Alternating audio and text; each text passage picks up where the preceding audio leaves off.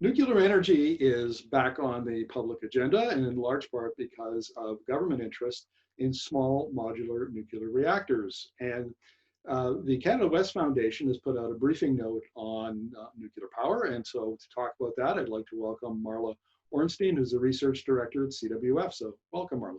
Thank you so much. Now, I'm really interested in this, and partly because I don't know a lot about it, but partly because the technology has really changed a lot in the last decade or so.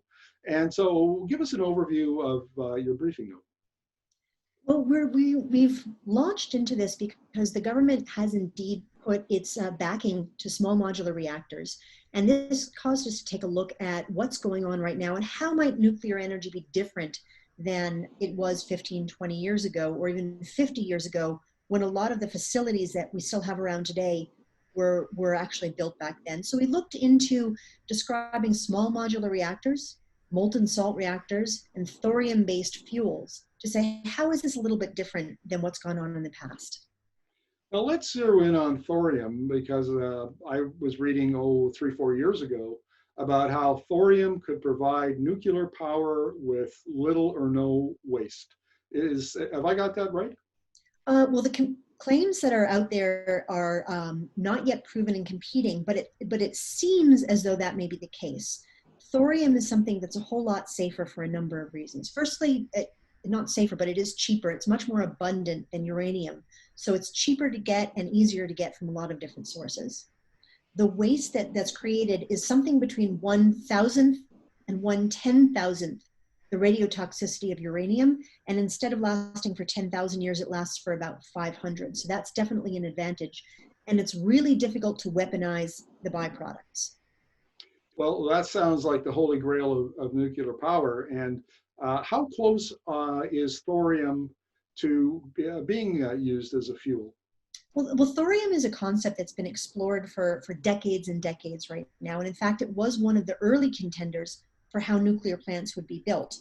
So it's not really a new concept. Taking up of it is new. Ultimately, what happened, over 50 years ago now, is that it was rejected in favor of uranium because the US, which was the one primarily driving this, needed the uranium for weapons.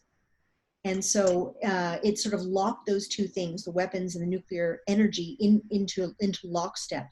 And we've been left with this legacy of understanding how to work with uranium, not understanding how to work with thorium. So it's taking some time for new projects, which are still long and expensive to produce, to get themselves into the thorium mindset. So we don't actually have any thorium power plants operating today, but there are several on the horizon.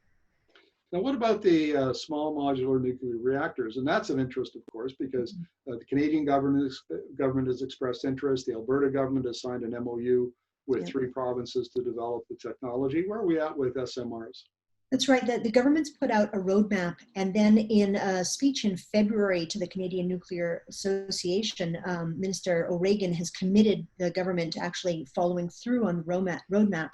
Smaller modular reactors, or SMRs, they're tiny versions of nuclear reactors, but there's a lot of advantages. Firstly, they can be hatched together to create something larger, but they're cheaper to build. They're also much safer. They can be designed so that safety features are integrated right into them. For example, the Oak Ridge National Laboratory in Tennessee can 3D print a small modular reactor core with all the sensors integrated right inside it. And it's also the right size for a lot of uses that big reactors aren't really a good fit for, whether it's a remote community or whether it's for powering a single industrial facility like a desalination plant or the oil sands. It's the right size for that. Yeah, that's very interesting. I interviewed Dom Claudio, who's VP with NuScale, which is a couple of weeks ago. His company was the first in the US to get federal approval for their safety technology, I guess, on their reactors, SMR reactors. So it sounds like the technology is actually becoming ready to go mainstream, I guess. It absolutely is. It's, again, not a new technology. And in fact, the US Navy has been using it for quite some time to power submarines. So there's something like 83 or 84 SMRs traveling the world right now in that form. And then they're being built out elsewhere. My understanding is that some of the facilities that exist now across different countries really could be classified as an SMR. What about the third technology? The third one is molten salt reactors, and I find this really interesting. So right now, one of the big problems in safety in nuclear power plants is the loss of the ability to cool the fuel, and then the whole thing gets overheated, and that's when you have problems like you did in Chernobyl or Fukushima. Molten salt takes care of that problem because instead of having fuel rods that have to be cooled by water, what you do is you suspend the fuel in a molten salt solution. And when it gets too hot, the salt expands and moves all the fuel particles away from one another. It's not something you have to do, it's just an inherent physical property of the salt. So it really gets around that problem of being able to adequately cool things. It's also cheaper because you can use the salts to transport the heat as well, and it doesn't require the same sort of pressurization or containment. But these three things that we've been talking about, SMRs and thorium and molten salt, it sounds like three different things, but they're not three different things. They can be used in combination. You could have a molten salt reactor with thorium-based fuel in an SMR form, for example, or two out of the three. So it's just sort of three different approaches that are being used to enhance the safety, efficiency, and cost of nuclear power. Well, Energy Media is an advocate in our editorial work of electrifying the economy to reduce emissions. And it sounds, so anything that generates more electricity is a good thing.